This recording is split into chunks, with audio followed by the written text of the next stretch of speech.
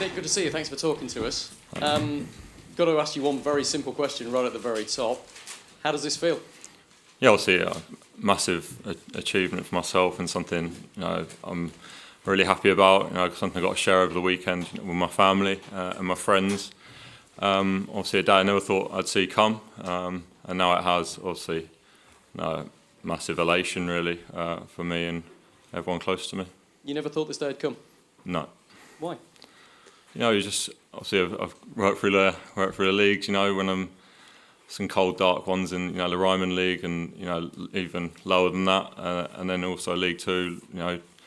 And the Conference South. It's a level. Obviously, this national team you think's too far away almost. Does it make it all the more sweeter that you've come up the hard way? Yeah, I think so. Yeah, obviously I feel like I've put in some hard yards and proved myself at them levels to try and get to this level. I don't think it's a fluke to get called up to the England squad. So I'm here to hopefully prove myself again. What a season it's been for you. You start off the season understudy to Tom Heaton. He then gets injured. You're now first choice in the Premier League, playing brilliantly, and a call up to the senior England squad. Has it been a bit of a whirlwind for you? Yeah, of course. Last 6 months, something I couldn't have foreseen happening. When Tom went down, obviously it was an opportunity for me and something that's kind of blossomed into an England call up, and obviously Burnley sitting 7th in the league, 43 points, best ever total. So obviously a 6 months I obviously couldn't have seen happening back then, definitely. What have you learned from Tom Heaton? I wonder how much you two compete with each other and how much you push each other. Yeah, a lot. So I've worked with him for a year and a half now. Someone that's been massively supportive ever since I've walked through the door. He's the first person to text me when I signed, and after the Crystal Palace game, he's the first one to text me, as well after the game. He's been supportive throughout. And to be fair, it can't be easy for him. Being injured is probably one of the hardest things in football. So he's a top guy, top class. And it's shone through. You mentioned there that Burnley are 7th in the Premier League. Impressed so many people this season. How much has what you've achieved surprised even you? Obviously, I think within the camp at Burnley, we knew what we could achieve. I think we realised how good we were, and we started at Stamford Bridge, and we got a win there, and went to Wembley, a week later, a couple of weeks later, and you got a point there. And I think belief kind of grew within us through them results, and kind of carried on. You've won a lot of admirers, as we say. Is the key now trying to keep this squad together beyond the summer? Yeah, of course. I think that's a massive thing. Keep your good players and add to it. To keep pushing ourselves. That's what's great about our squad at Burnley. Is you push each other. Each day, and we've got 2 players in every position at least that are fighting for the shirt. It's significant that Gareth Southgate has called up 4 goalkeepers. That suggests to us that he hasn't yet decided on who his number 1 is for the World Cup squad yet. Does that make you optimistic? Obviously, I'm here now, so it's obviously a bonus. I think if I weren't in this squad, then I think a shot at the World Cup was probably an outsider at least, at most. So the fact I'm here, I've got to prove myself at this level. How was it training? Do you feel comfortable in that company yet? Yeah, of course. Something I've enjoyed. I've come here to enjoy it, and I've come here to show what I'm about. In football, you've got to be hungry. I'm happy to be here, obviously, but I want to prove myself here as well, and and that's what I'm here to do, and I want to play for England. It's difficult for goalkeepers, isn't it? There's only one in every starting 11, and I wonder whether what's happened to Joe Hart is kind of a cautionary tale to all goalkeepers. 4 months ago, Gareth Southgate sat where you are now and said that Joe Hart's is number 1. Now it looks completely up in the air. He's lost his place. He's not playing regularly. Is that a cautionary tale for goalkeepers? I think in football things change so quickly, and I think things are rarely set in stone, especially over any period of time.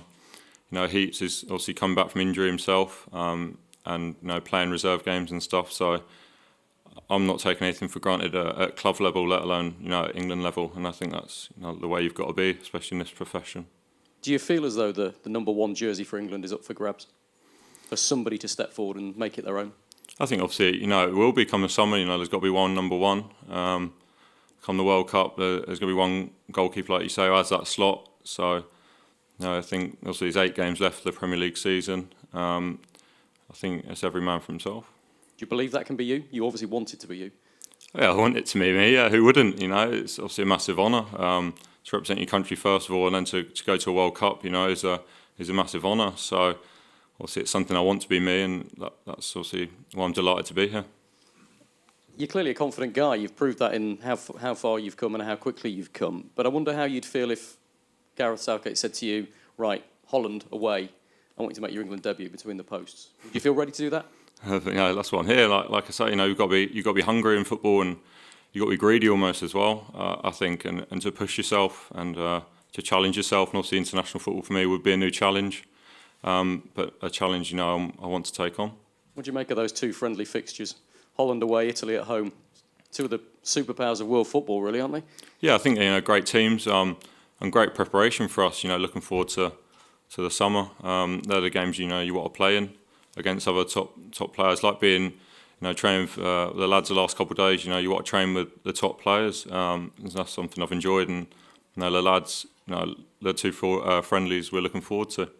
Last one from me. What's Gareth Southgate said to you? Has he had a private word with you yet? Also, welcomed me on the first day, and all the lads and all the staff have been extremely welcoming. I must say, ever since I came through the door, like I say, it's been an easy settling-in period so far. Any further live questions? Down at the back.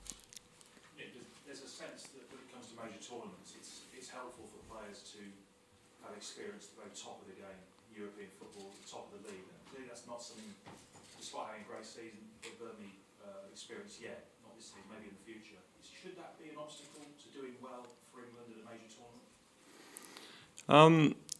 No, I don't think so. Obviously, we've got some great players in this squad. I say some have played at the top of European football and some haven't.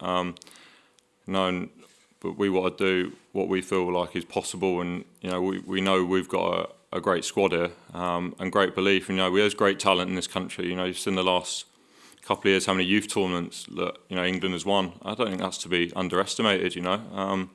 So we've got to go over in the summer with great belief. As the newcomer among the goalkeepers, do you realistically see yourself as 4th choice at the moment, and you've got work to do to try and get into the reckoning for the final squad? Literally open, do you think, at this point? I don't know what choice I'd be. Obviously, I have to ask the manager that question, I think. But obviously work to do, like you say. There's 2 friendlies now and a couple at the end of the season, and Premier League matches to play. I think every minute will count. There's a lot of talk about Russia and whether, in light of things that are going on off the field, whether it's safe for fans, but also for family of players. If you were to be selected for the final World Cup squad, is it somewhere you'd want your friends and family to come? You feel comfortable about that? I think obviously it's a decision. We'll take advice from the FA, and close to the time, I think we'll seek that advice and probably heed it. Obviously, you want family and friends to be there, but safety has always got to come first, obviously. Any further live questions? One at the back there. Nick, you were talking about the dark moments in your career before. I'm guessing this is your high. But was there a point where you're at your lowest in your career looking back compared to this? I was released from Ipswich at 16. I got told that I wasn't good enough, and at that point, you are lower than a snake's belly. That's a point where you think the dream is over, definitely. So I'd say that's probably the lowest point I've been at.